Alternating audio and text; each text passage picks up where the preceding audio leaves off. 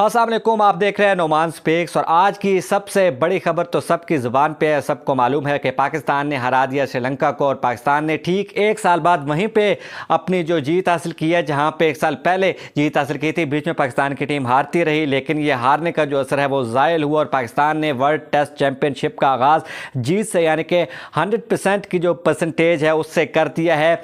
और इस हवाले से अहम और दिलचस्प जो फैक्ट्स एंड फिगर्स हैं वो आपको बताऊँगा। और बाबर आजम का बयान, श्रीलंका की पिचेस पर बहुत अहम बयान आ गया है, सऊद शकील पर बहुत अहम बयान आ गया है। सऊद शकील के हवाले से तफसीली बात भी हम करेंगे कि पाकिस्तान ने किस तरह ये मैच जीता और सऊद शकील ने क्या क्या रिकॉर्ड्स बनाए और बाबर आजम कहते क्या हैं इन पिचेस के हवाले से, इतनी बड़ी बात उन्होंने क्यों कह दी है।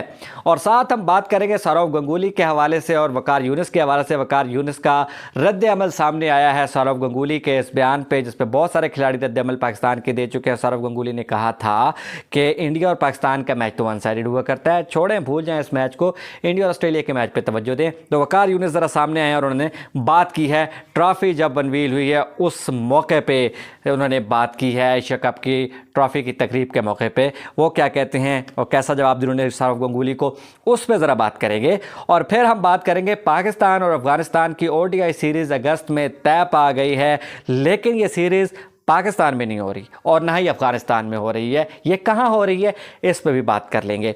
सबसे पहले तो टेस्ट की तरफ वापस चलते हैं जनाब, कि बाबर आजम का ये कहना है कि ये जो पिचेज़ है श्रीलंका की, ये मुश्किल तरीन पिचेज़ है और इन पर बैटिंग करना आसान नहीं है। ये दुनिया के वो बैटर बात कर रहे हैं जो उस वक्त टॉप बैटर्स में जिनको कंसिडर किया जाता है, फैबुलस 4 में जिनको कंसिडर किया जाता है, और लोग कहते हैं कि ये टॉप 1 में आएंगे और इनको रोकना नामुमकिन होगा। तो उन्होंने कहा कि यहाँ बैटिंग करना और ऐसी स्पिन है इनके श्रीलंका के पास, ये पिचेज़ खेलने के लिए मुवाफिक नहीं है। तो ये बहुत अहम बड़ा बयान है उनका श्रीलंकन पिचेज़ के हवाले से। साथ ही सऊद शकील के हवाले से बाबर आजम कहते हैं कि हैरान कुन तौर पर उनकी इंतहाई आला कारकर्दगी है, इस पिच पर भी वो इस आराम और इस सहूलत से खेल रहे हैं जिस पर उनको दाद और तहसीन मिलनी चाहिए। और ये बहुत बड़ा कम्प्लीमेंट है उनको मेरे ख्याल में बाबर की तरफ से। सऊद शकील जो प्लेयर ऑफ द मैच भी थे और उनकी इनिंग्स में आपने देखा कि उन्होंने कई एक रिकॉर्ड तोड़े इस टेस्ट में, उन्होंने कमाल किया। सबसे पहला रिकॉर्ड तो ये है कि 1971 के बाद, ज़हीर अब्बास के बाद, कोई भी पाकिस्तानी खिलाड़ी अपने पहले अवे टेस्ट में इतना बड़ा स्कोर, यानी कि डबल सेंचुरी उन्होंने स्कोर की, कोई इस तरह से नहीं कर सका था। पहले ही टेस्ट में उन्होंने सेंचुरी स्कोर की, फिर डबल सेंचुरी तक पहुँचे, 208 रन बनाए।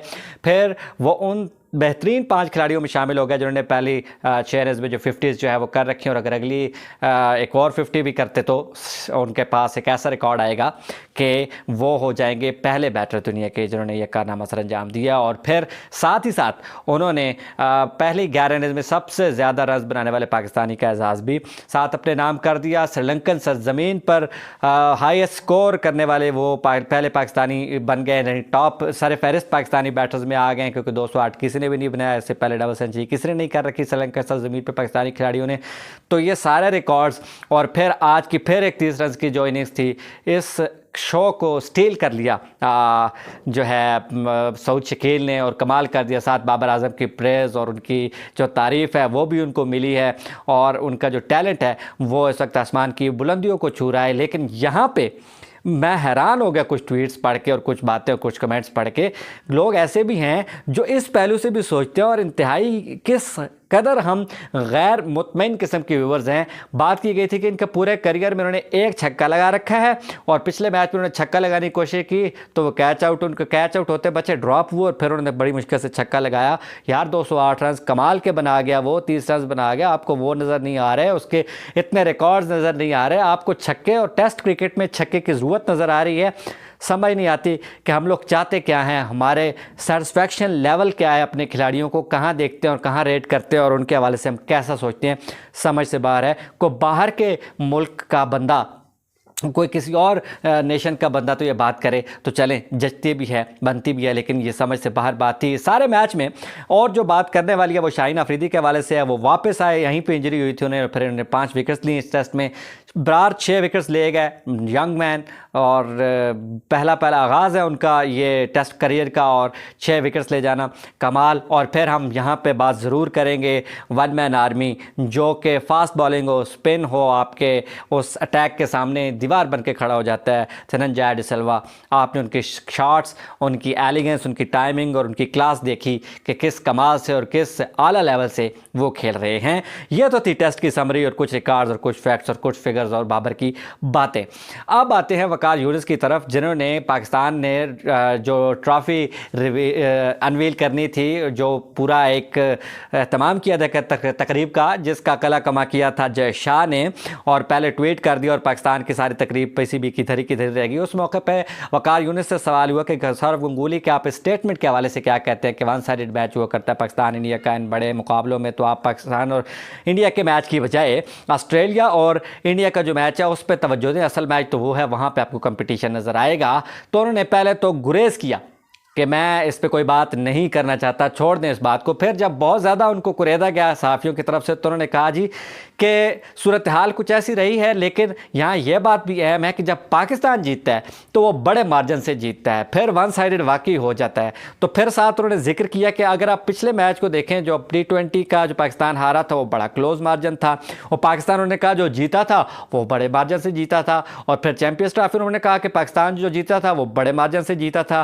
फिर दुबई में भी पाकिस्तान के हवाले से उन्होंने बात जो की वो आपको बताई कि उन्होंने कहा कि पाकिस्तान ईजीली जो है वो चीज़ों को जीत गया। तो उन्होंने कहा कम्पिटेटिव क्रिकेट होती है, क्वालिटी क्रिकेट होती है, इतना बड़ा प्रेशर मैच है, इतने बड़ी हाइप है इस मैच के हवाले से, तो यहाँ पे आप इस तरह वन साइडेड कहना कुछ नहीं कहा जा सकता किसी भी टीम के हवाले से। उन्होंने कहा कि मैं इस बयान पे बहरहाल बार बार उन्होंने कहा कि मैं इस बयान पे बहरहाल कोई बात नहीं करना चाहता और ना कोई रद्दअमल देना चाहता हूँ, ये उनकी राय हो सकती है। उनके कहने का मकसद ये था कि मैं इसको खातिर में नहीं लाता, ये बात बस उन्होंने कर दी है। मुझे लगता है मैंने बात की थी, वकार यूनिस ने नहीं की, कि वो ज़रा लाइमलाइट में आना चाहते हैं। आजकल ओहदा भी नहीं है उनके पास उस तरह का जिस तरह वो इंजॉय कर चुके हैं, तो ये फिर बंदे को थोड़ा सा फील होता है कि मैं कोई ऐसा दरफुतनी छोड़ूँ कि मैं एक बार मीडिया की नज़र में आ जाऊँ। तो ये थे वकार यूनिस, जिन्होंने जवाब दिया है सौरव गंगूली को। इस पर बहुत से पाकिस्तानी खिलाड़ी बोले और उन्होंने बात की है। और साथ फिर बात करते हैं पाकिस्तान और अफगानिस्तान की सीरीज़ की, जो मैं आपको बता रहा था कि ना पाकिस्तान में हो रही है ना अफगानिस्तान में हो रही है, वो हो रही है श्रीलंका में। ये श्रीलंका पे किस्मत की देवी इतनी मेहरबान क्यों है? तो वो किस्मत की देवी आप कह सकते हैं, क्योंकि श्रीलंका से अब दरख्वास्त की गई कि आप एक स्टेडियम हमें किराए पर दे दें, वहाँ हम 3 मैचेस खेलेंगे, पाकिस्तान और अफगानिस्तान ने क्योंकि होस्ट होना था तो पाकिस्तान में तो मैचेस होने से रहे, तो अफगानिस्तान ने कहा कि वहाँ हमारी साजगार सूरत हाल नहीं है, मैचेस नहीं करा सकते। दुबई में उन्होंने कहा कि शदीद जो है वो गर्मी है, वहाँ पे भी नहीं हो सकते। तो उन्होंने कहा कि श्रीलंका में अगस्त में पाकिस्तान और साथ ही साथ अफगानिस्तान जो है वो श्रीलंका में खेलेंगे। श्रीलंका ने ये जो ऑफ़र थी वो एक्सेप्ट कर लिया और बाकायदा बता दिया कि आप यहाँ सीरीज़ खेल सकते हैं, हम आपको एक स्टेडियम दे देंगे किराए पे और आप खूब खेलें, ज़ोर शोर से खेलें। हमारे तो वारे न्यारे हुए हैं, हमने तो कभी सोचा ही नहीं था कि एशिया कप हमारे पास इस तरह से आ जाएगा और हम देखेंगे। खैर वो तो जय शाह को दुआएं दें और BCCI और इंडियन लॉबी को दुआएं दें, जिन्होंने इतना बड़ा कारनामा किया और उनके नाम कर दिया एक एशिया कप। पाकिस्तान और श्रीलंका, भारतीय मीडिया बार बार लिखता है कि को होस्ट कर रहे हैं, और पाकिस्तान का मीडिया लिखता है कि नाइंसाफ़ी हो गई है। खैर पाकिस्तान के साथ जो भी हुआ है, अब तो हाइब्रिड मॉडल पे बातें तय पा गई हैं। आखिरकार ये ऊँट किसी करवट बैठ ही गया। आप 30 तारीख को एशिया कप हो जाने दें और मुल्तान से शुरू होने दें और देखते हैं आगे क्या होता है। ड्रेविड भी कहते हैं कि पाकिस्तान को फाइनल में आना चाहिए और फाइनल में पाकिस्तान और इंडिया का मैच होना चाहिए, वही असल फाइनल होगा जब 2 गेम्स के बाद तीसरा जो मुकाबला होगा वो वाकई फाइनल का मुकाबला होगा। तो ये आज की कुछ तफसीलात, कुछ अपडेट्स थी। आपकी कोई राय हो, कोई इस हवाले से आप बात बताना चाहें, कुछ करना चाहें, कुछ कहना चाहें, ज़रूर बताया कीजिए, कमेंट किया कीजिए। Thank you.